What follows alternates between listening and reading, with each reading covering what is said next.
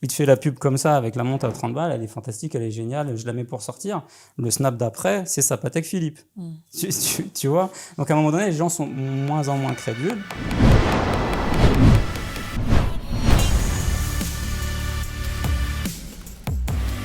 Et aujourd'hui, tu es devenu quelqu'un qui veut aider d'autres gens à faire exactement comme toi ou avoir le même parcours ou en tout cas réussir. Ouais, il y en a plein déjà qui ont suivi ce process, ouais. Eh ben, très bien. Moi, je suis un vieux sur YouTube, hein, tu sais. Ouais, mais bon, félicitations quand même. Parce que non, mais je pense que des profils comme toi, on devrait en avoir beaucoup plus. Donc, tous ceux qui ont l'opportunité d'inviter Hassan, invitez-le parce que je pense qu'il y a encore beaucoup à dire. On pourrait parler encore pendant des heures. Il y a beaucoup à dire. Et ton histoire, c'est pas tout le monde qui la connaît. Et je pense que tu devrais, aux États-Unis, tu vois, tu serais numéro 1, 2, je ne sais quoi. Enfin, Il y a des bons aussi. non, mais parce que tu commences de quelque chose de bas et tu finis en haut et c'est comme ça. Et t'as une histoire, t'as un parcours. Et je comprends pas qu'on puisse ne pas te voir partout. Tu vois, c'est ce genre de profil dont on a besoin. Et on va me voir partout. Ben voilà. À partir de cela, vous partagez cette vidéo à fond, les gars. Hassan, il faut qu'il soit partout. Parce que son parcours, c'est vraiment beaucoup de respect. Moi, j'ai Merci, beaucoup de Aïssa. respect pour ce que t'as fait. Beaucoup de respect pour ta femme. Je sais à quel point c'est pas Et facile, tu vois. de toute façon, c'est elle qui gère mes business, de manière générale. Mais à Donc, l'époque, te soutenir dans ah la ouais, galère et de complètement. se dire, ça, il est en train de croire, parce que tu peux, toi, être une femme, être mariée avec un homme et se dire, il est en train de me dire qu'il va être millionnaire, mais il rêve. Mais je vais faire semblant de le croire. Tu vois ce que je veux dire? Mais non, mais elle était là. Et tu vois, je pense qu'elle y croyait. Ah, elle Mais- y croyait. Voilà. Mais elle était là, quoi. Mais Au fil après, du temps, elle a commencé à s'effriter un petit peu dans sa patience, mais elle y c'est sûr, mais, c'est mais, sûr. mais elle y a cru, Mais ouais, complètement. elle est restée là, tu vois. Et bravo. Bravo à elle. Ouais, bravo à elle. Félicitations à tes enfants parce qu'ils ont un père qui, comme tu as dit, qui passe du temps avec eux en dehors de l'école. Et pourtant, tu as beaucoup de business. Donc, Hassan, écoute, moi, je peux que te dire félicitations. Et j'espère de tout mon cœur que tu as inspiré beaucoup de gens en Merci, commentaire, dans mes abonnés. Et s'il vous plaît, ne venez pas nous dire, je suis au RSA, Hassan, rends-moi millionnaire. Non, parce que le commentaire, je dis tout de suite, c'est du foutage de gueule. On envoie des sous. Ou on voit des sous. Non, mais ça, vous ne faites pas ça. Si vous faites ça, vous me faites honte. Vous ne faites pas ça. Hassan, avant de clôturer, Ouais. tu m'as parlé tout à l'heure en off du média, de tout ce qui est télé-réalité, réseaux sociaux, etc. Qu'est-ce que tu penses du commerce à propos de la télé-réalité? Voilà, il y a beaucoup de candidats qui deviennent influenceurs et qui font du placement de produits. Étant donné que toi, tu es dans ce milieu de finance, qu'en penses-tu? Alors, c'est quoi le nom? C'est Du quoi le marketing nom? d'influence. Marketing d'influence, Ouais. voilà. Alors moi, j'en ai utilisé du marketing d'influence, c'est-à-dire que j'ai payé des influenceurs pour qu'ils fassent la promotion de tout un tas de mes produits et de mes services. Tu en es satisfait? Tu en as été satisfait? C'est toujours relatif, c'est mitigé, mais il faut savoir que moi, les produits et les services que je propose, c'est pas en adéquation avec les influenceurs dits télé-réalité. Et par contre, pour la visibilité et Ça peut aider. ça aide. Mais derrière, moi, ça va être des enfants de 14-15 ans qui vont vouloir acheter mon livre sans comprendre la première phrase. Il n'y a Oui, bien sûr. il y a aucune chose péjorative à Oui, travers bien le sûr. gamin de 14 ou 15 ans. Mais c'est ça, par contre, l'idée d'être un influenceur peut être une très bonne idée, puisqu'une idée lucrative. Après, de ce que j'en pense, de ce que j'en vois, de ce que je perçois, je ne suis pas sûr qu'il y ait une pérennité dans cette activité qui soit très longue. Pourquoi? Bah déjà, ça repose quasiment sur rien. Ça, c'est une vérité. Ça repose sur un nombre d'abonnés. Ces nombres d'abonnés sont ce qui va déterminer le coût, le prix du placement de produit. Si demain tu te fais striker, sauter Oui. ton compte Instagram, tu avais 5 millions, tu vendais une story à 800 balles, tu la vendras plus. Tu n'es plus personne, c'est fini, ton business, il est arrêté. Même si tu te relances, etc. etc. Après, c'est aussi dangereux pour les influenceurs eux-mêmes. Pour la plupart, ils sont jeunes, ils reçoivent beaucoup d'argent, il y a beaucoup de gens qui se greffent autour d'eux. Pas spécialement aussi que des gens très bien intentionnés. Et donc, ils ont aussi peut-être du mal aussi à gérer ces gros flux financiers qu'ils génèrent. Ils font pas souvent les bons placements. Et ça peut être aussi préjudiciable pour eux.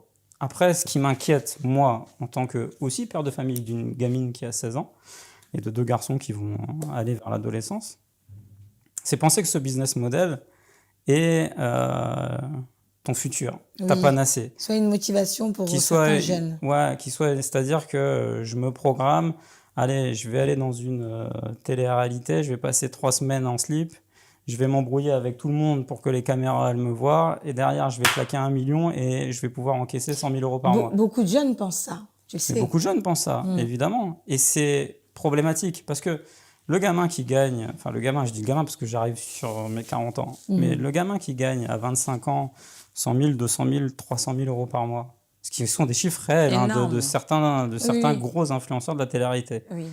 Imagine du jour au lendemain, il ne les gagne plus. Même pour lui, je parle pour lui. Psychologiquement, est-ce qu'il est prêt ? Est-ce qu'il assumera aussi ? Est-ce qu'il assumera de revenir peut-être à un Carrefour Market pour faire une publicité et est-ce que ça va être très compliqué pour ça ? Moi, quand je travaille, par exemple, je te dis, je travaille avec des footballeurs, la première des choses aussi que je fais avec eux, c'est de leur faire comprendre la durabilité de leur métier. C'est des CDD. C'est des CDD qui sont très court et en même temps donné, une carrière est courte et elle peut se fragiliser à n'importe quel moment, elle peut partir comme elle peut descendre, donc il faut tout de suite créer du business, se protéger. Parallèle. Après, il y a aussi quelque chose qui est quand même très problématique, c'est aujourd'hui, je pense qu'il y aura de plus en plus une méfiance et une défiance vis-à-vis des gamins issus de la télé-réalité qui renvoient un rythme de vie, tu sais, on parlait tout à l'heure de montrer des choses. Il n'y a aucun problème à montrer des choses. Sauf que quand tu montres par opulence, tu sais, tu arrives quand même à un moment donné où ça en devient de l'écœurement. Moi, ça m'en touche pas une. Mais une gamine, allez, prends Kimberley, 16 ans, qui habite à Saint-Ouen, dans un F2 avec sa mère. Elle est fan de toutes ces gamines-là, elle regarde, je veux cette vie. Elle fait les castings, elle rentre pas dedans. Finalement, son seul job qu'elle va trouver, c'est caissière à prise unique. Elle va commencer à être frustrée. Il va commencer à se créer quelque chose de terrible en elle. Elle va commencer à avoir de la détestation pour la vie que ces gamins-là ont. Tu vois ? Donc, à un moment donné, ce qu'elle fera aussi automatiquement, c'est qu'elle se désabonnera.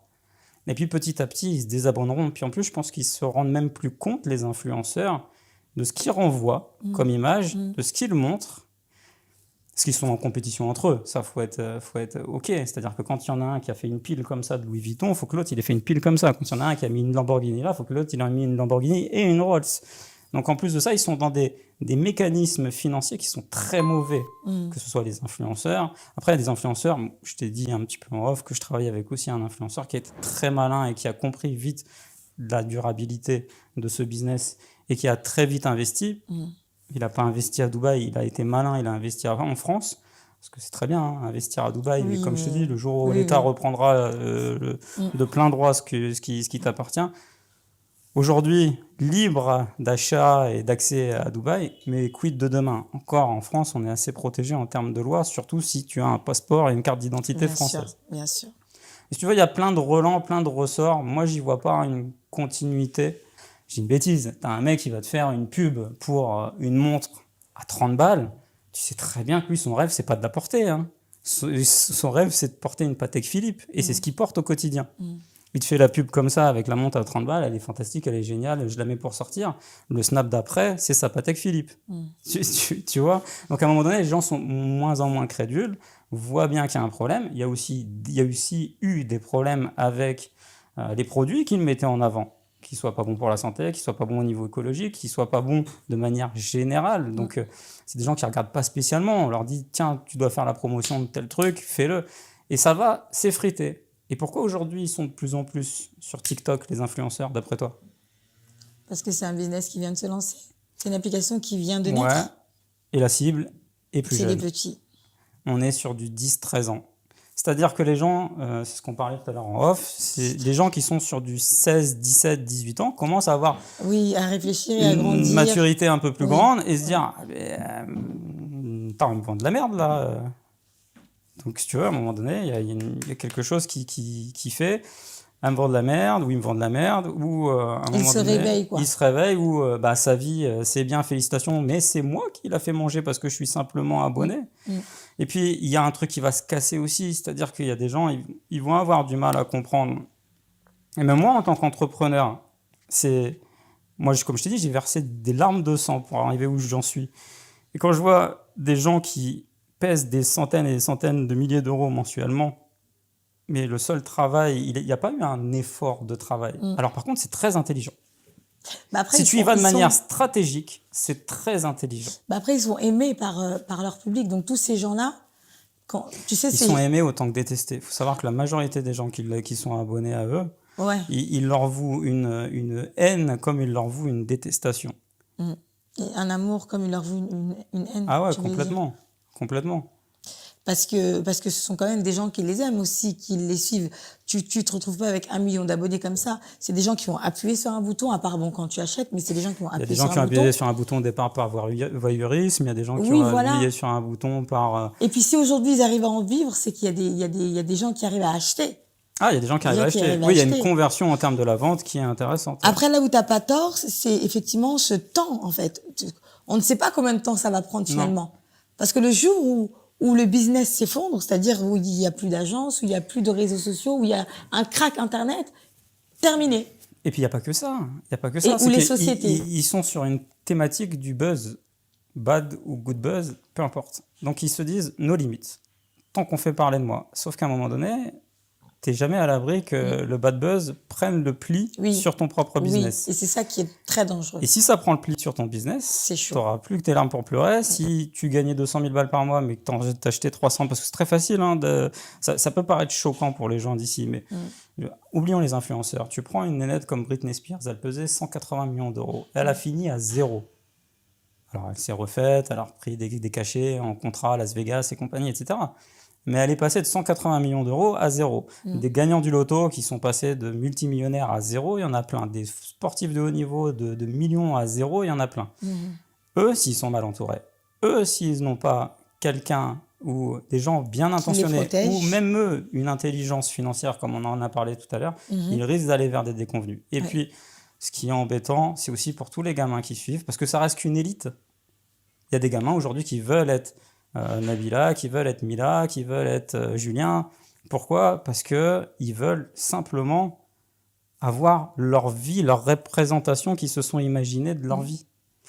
Et c'est dangereux, parce que si tu n'y arrives pas, ça risque à un moment donné de créer des troubles sur ta vie qui risquent d'être énormes. Ouais. Après, c'est un long débat, on peut rentrer en long, en large et en travers, mais c'était intéressant. Si cette vidéo t'a plu, n'hésite pas à la liker, à la partager, à la commenter et également abonne-toi à ma chaîne. Tu peux aussi visionner d'autres vidéos juste ici et je te dis à très bientôt.